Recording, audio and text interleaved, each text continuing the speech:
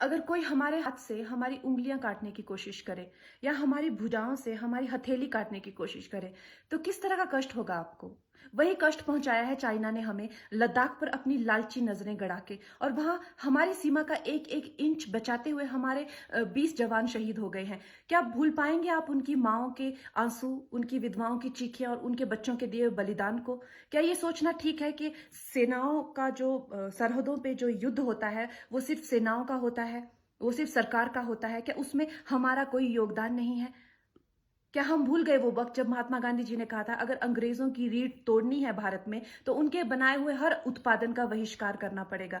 तो क्या ये जरूरी नहीं है कि हम भी इस युद्ध में हिस्सा लें, क्योंकि लद्दाख सिर्फ एक जमीन का टुकड़ा नहीं है, भारत की अस्मिता का एक बहुत बड़ा हिस्सा है, भारत की हथेली है। हम उसे किसी तरह से इस दुश्मनों के उनके गंदे इरादों में सफल नहीं होने दे सकते। तो क्या हम लोगों को इसमें हिस्सा नहीं लेना चाहिए कि जो चाइनीज जितनी भी गुड्स हैं, जितने भी उनके प्रोडक्ट्स हैं, जिन जिन भी कंपनीज में उन्होंने इन्वेस्ट किया हुआ है, उनसे उनको रिटर्न्स आते हैं, रेवेन्यूज आते हैं, ऑर्गेनाइजेशंस है, उन सब का बहिष्कार करें, ताकि वो उस संपत्ति से जो यहां से इंडिया से इकट्ठी करके जाते हैं, उस संपत्ति से हथियार खरीद के हमारे सैनिकों के सीने छन्नी करते हैं। तो क्या हम उन इस युद्ध में हम चाइना का साथ दे सकते हैं? आप बताइए।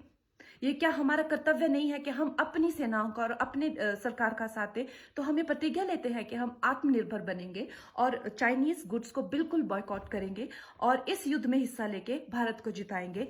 जय हिंद।